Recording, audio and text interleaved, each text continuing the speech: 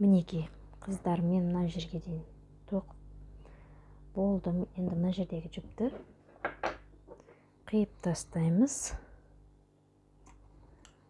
Қиғаннан кейін міндетті түрде күйдіру қажет. Өйткені бұл жіп тез сетінеп кетеді, сондықтан осылай бір басып қойсаңыздар жетіп жатыр.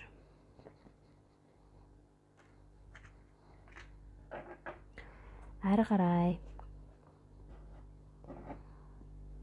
бізде мына жерде басында көрсеттім, иә? Мына жерде мындай метка бар, сызық бар. Осы сызықтан, ол сызық мына дәл ортаны білдіреді. Осы сызықтан 6 петля санап аламыз да. Міне, дәл ортасы 1, 2, 3, 4, 5, 6. Жетіншіден өткіземіз. Бір іліп аламыз. Біз уже узор бастайын деп жатырмыз. Іліп аламыз. Бір рет. Содан кейін узорға көшеміз. Накид жасаймыз. Өткіземіз. Дәл сол өткізген жерден тағы бір рет өткіземіз. Бізде узор пайда болды. Мінекей. Мына жердегі бір петляны тастаймыз. Мынаны біз мынаның арасында тоқып жүреміз, ұмытпаймыз, иә? Мынаны тастап өтеміз де, екінші петлядан бастап узор жасаймыз.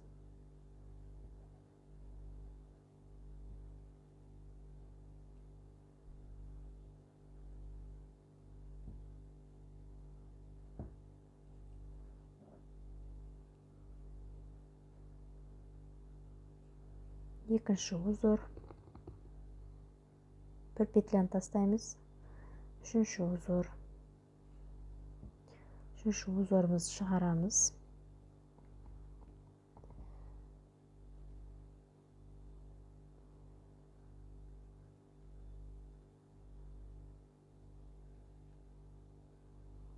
Мінекей. Біз мына меткаға дейін 3 узорымызды жасап алдық. Әрі қарай тағы бір петля тастаймыз. Накид жасаймыз. Әрі қарай жалғастырамыз.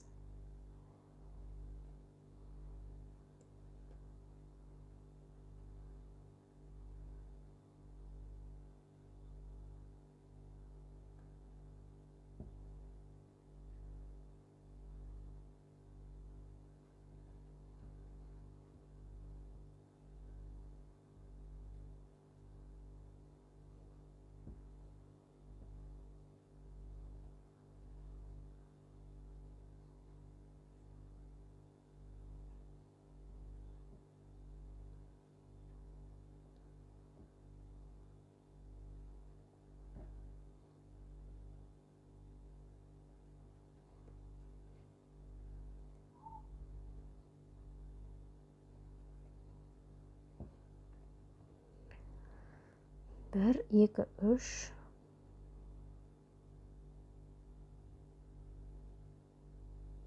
Төрт. Мына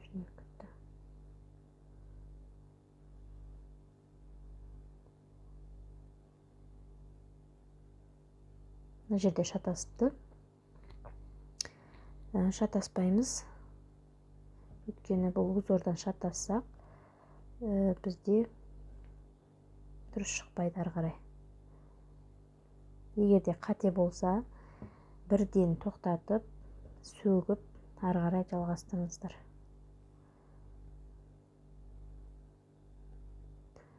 Ой, қазір.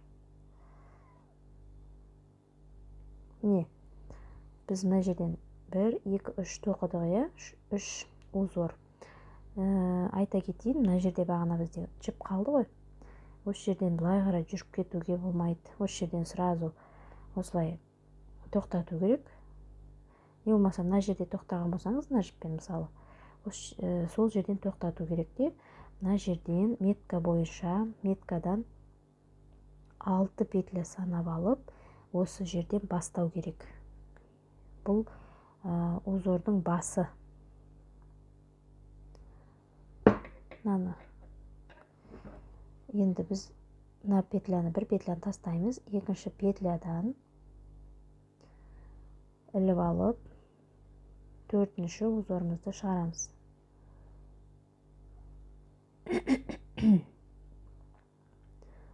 Төртінші узорымызды шығардық, тағы бір петля тастаймыз, бесінші узорымызды шығарамыз.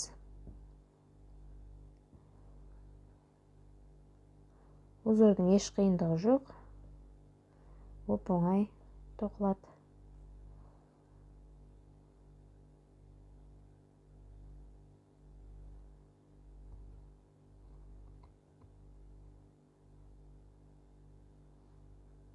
Тағы да бір петля тастаймыз. 1, 2, 3, 4, 5. Алтыншы узорымызды тоқимыз.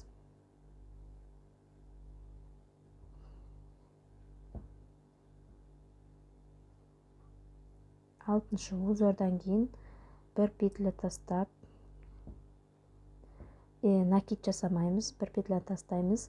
Осы петлядан іліп алып, бұлай шығарамыз. Осы шығарған жіптен шығарамыз да жіпті осылай түйіп тастаймыз.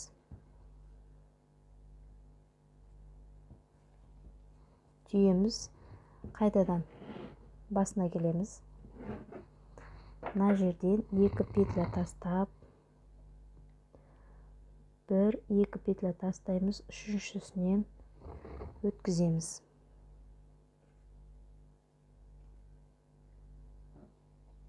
Мына жіпті тартып ұстамаймыз қатты, дәл осының бойымен бірдей қып, не қатты қыспай, не қатты бос қылмай ұстаймыз. Енді бір іліп алдық, содан кейін накид жасаймыз. Мына жерде бізде узор бар. Сол бірінші узормен мына бірінші іліп алған петляның дәл ортасынан өткіземіз.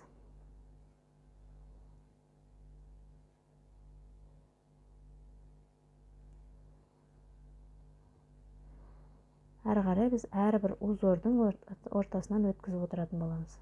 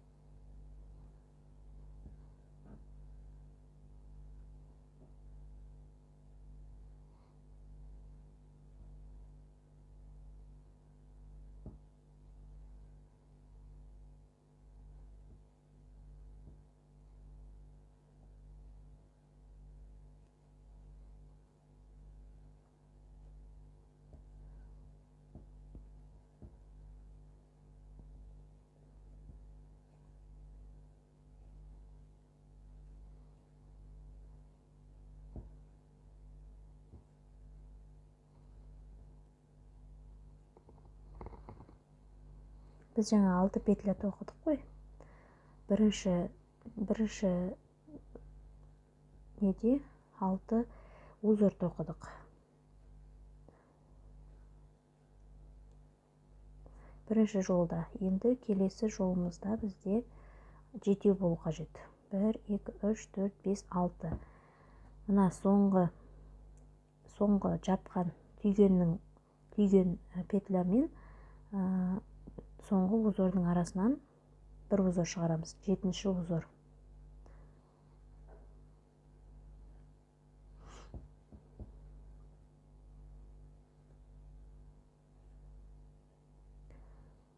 Содан кейін біз жаңа мына жақта 2 петля қалдырдық қой.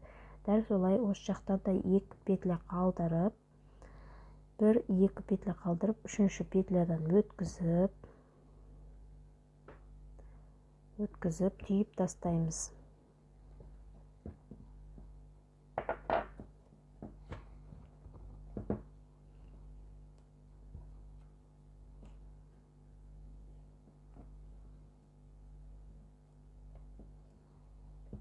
мінекей осылай біз қазір мына узорды толығымен тоқып шығуымыз керек. 1 2 3 4 5 6 7 8 9 4 5 6 7 8 9 9-шы рядқа дейін тоқып шығамыз. Содан кейін мына жерін жабуды көрсетемін. Ары қарай мына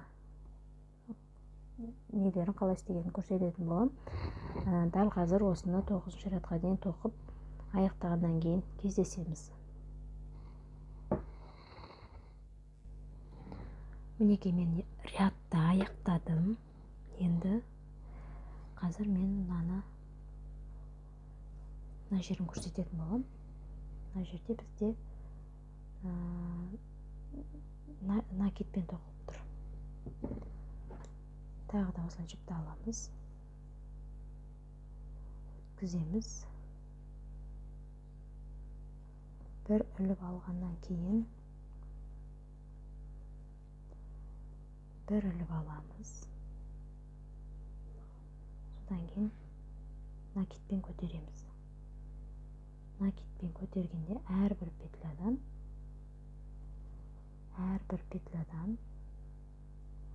накидпен көтеріп бір тоқып шығамыз. Әрбір петлямызды накидпен көтереміз.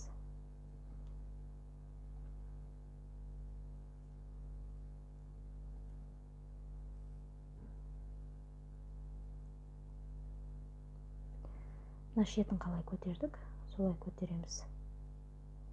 Тек әрбір петлядан тоқып, осылай бір накид жасап отырамыз.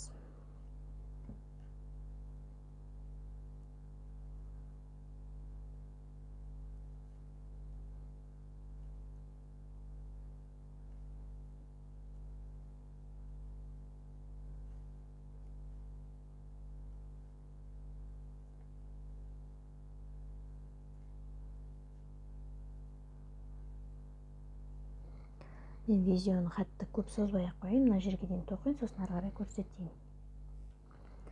Мінекей мен тоқып шықтым. Енді ары қарай мына жерден дәл осындай қылып 4-ші рядымызды тоқимыз. 1 2 3.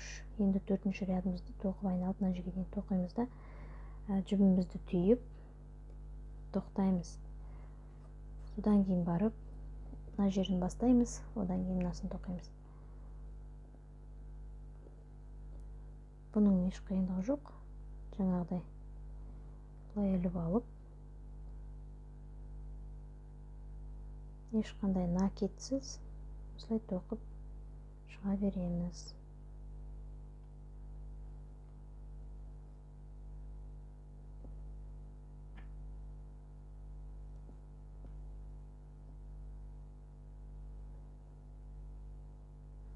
Осылай айналып шығайық, сосын ары қарай көрсетейін. Мінекей мен мына жерден біттім да жаптым, тоқтаттым. Енді мен сіздерге айтқым келетіні, мына жерді осылай көз мөлшермен алған болатынмын. Енді өздеріңіз байқап қарайсыздар. Мынаны білмесеңіздер, мысалы, осындай немен өлшеп көруге де болады. 2-де 2,5 жерде сантиметр, мына жерден 2,5 сантиметр алып, осылай өлшеп, осы жерден 6 петля тоқып алуға болады. Мына жерден, егерде келтіре алмасаңыздар, осындай метрді қолданып өлшеп істесеңіздер болады. Мен қазір мына жерді қалай тоқыдым. Өткіземіз.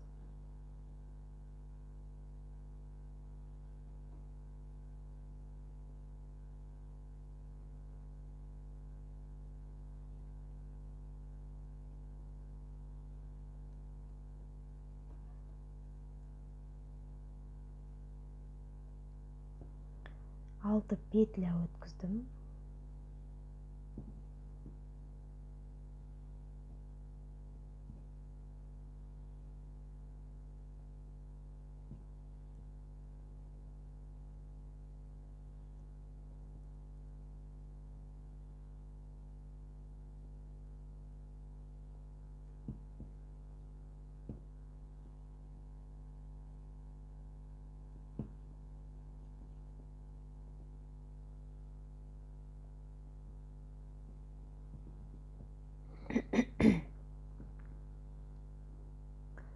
не осындай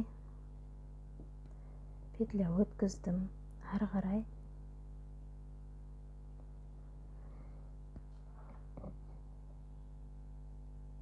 ортаны ұстап тұрмыз, ортаны ұстап тұрмыз. Ары қарай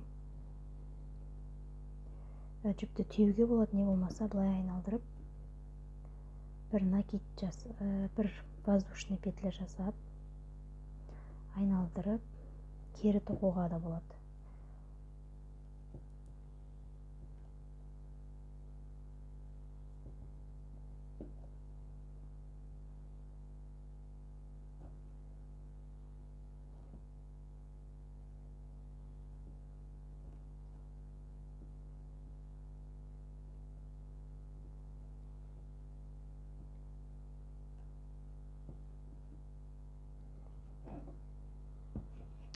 Мен осылай бастадым. Басында содан кейін ары қарай тездету үшін бір накидпен тоқып отырдым. Міне накид. Тез тоқу мақсатында бір накидті қолдандым.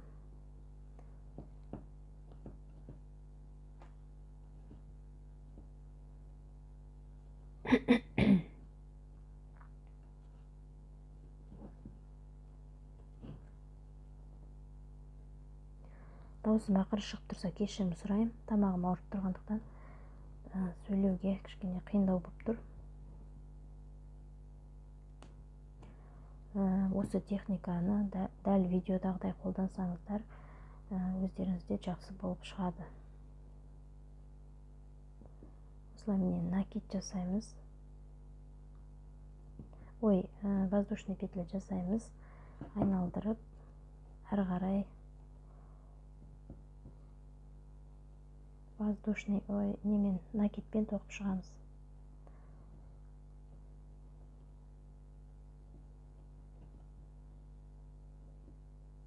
Өздеріңізге қажетті мөлшерге дейін тоқисыздар. Себебі мына бауды қалай жасағаны әркім әртүрлі жасайды. Сол себепті бұл бауды мен осындай жалпақтықта жасадым. Бұдан жіңішке қылып жасасаңыз, онда мынасында жіңішке қылып жасау керек. Сондықтан менікі мындай жалпақ болғандықтан мен кішкене әжептәуір тоқитын боламын.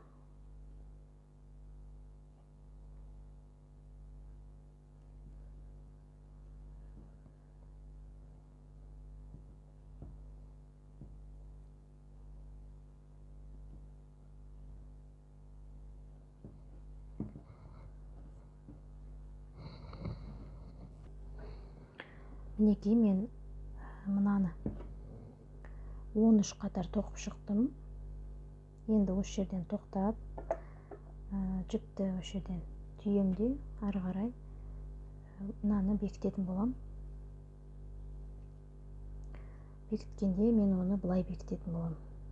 Осылай, мына жіптен жіп қалдырам да, қазір осылай мен бекітіп тастаймын.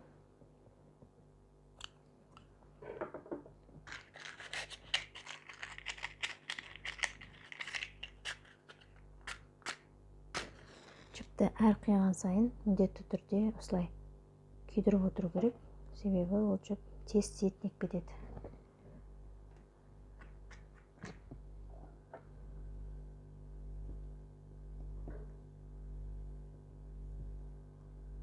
Бұны осылай бекітетін болам.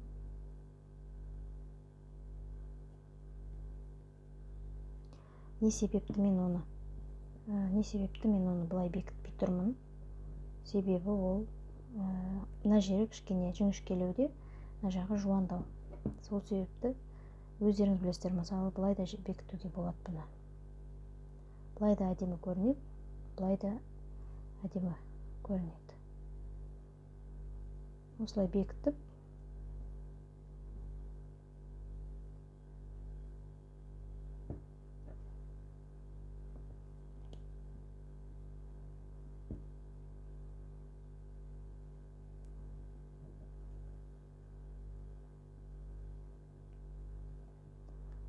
осылай бекітемін де қазір.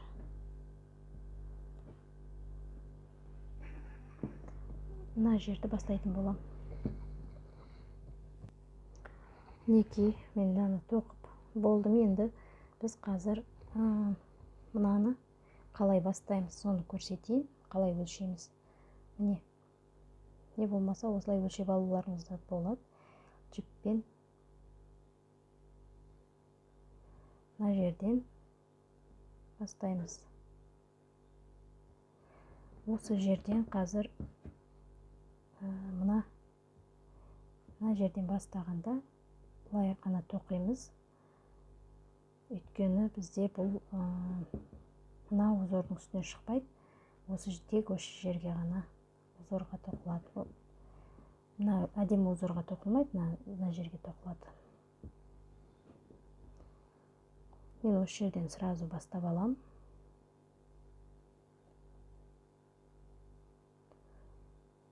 Не болмаса, жеке бөлек тоқып алып, мына бауын бөлек тоқып алып, осы жерге бекітуге болады.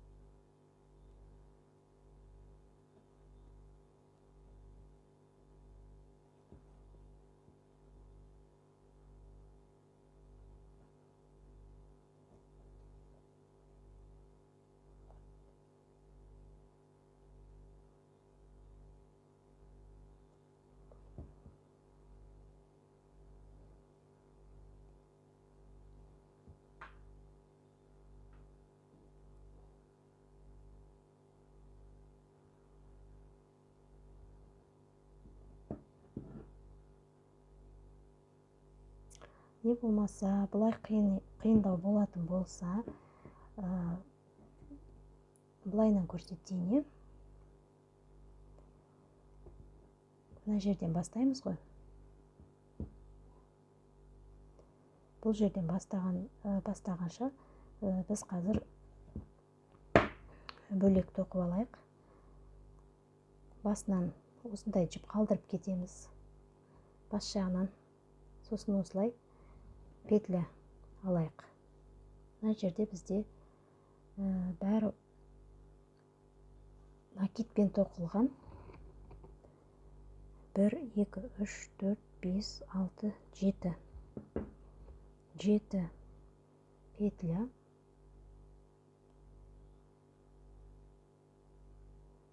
Воздушный петлямызды жасаймыз.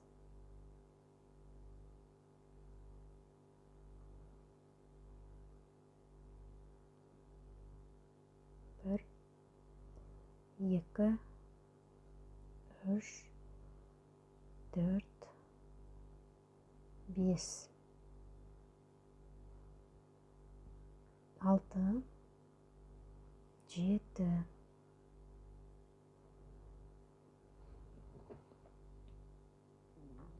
Осылай жасап аламыз да.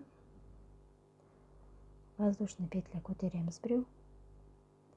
Ары қарай накидпен алып кетеміз.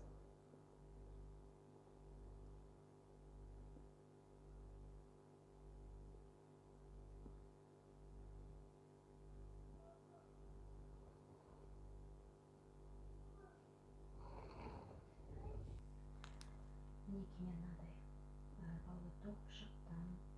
Қазір мына жағынан бекітетін боламын.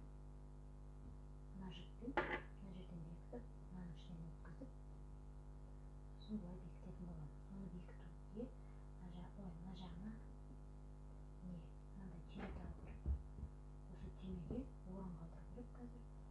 Қазір міне соны көрсетіп кетейін.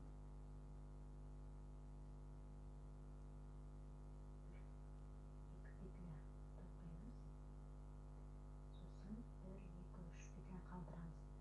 1,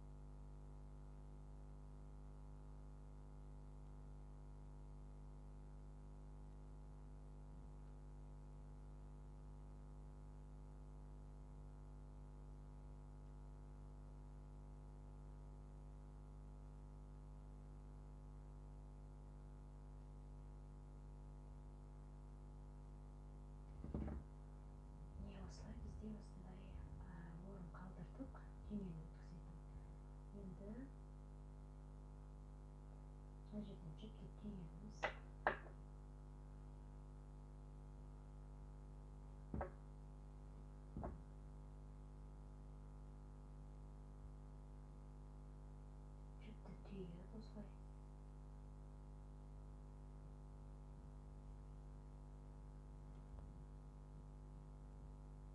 Мынаның ішінен мынаны өткізіп аламыз.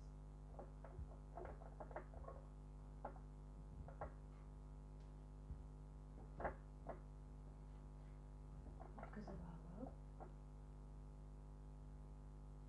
былай орнатамыз.